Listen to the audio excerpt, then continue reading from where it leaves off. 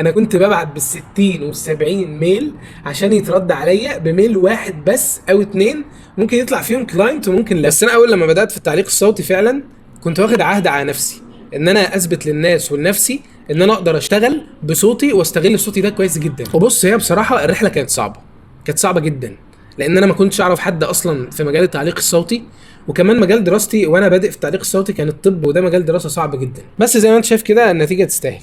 فاللي عاوز اقوله لك بجد، انت مهما كنت شاطر وموهوب في شغلك، بس انت لازم تبدا بان ما حدش يعرفك، بس بالاستمراريه ان شاء الله ربنا هيفتح لك سكك انت عمرك ما كنت تتخيلها ابدا. انا لسه كمان هحكي لك حكايات تانية على التعليق الصوتي كتير، فاعمل لي فولو.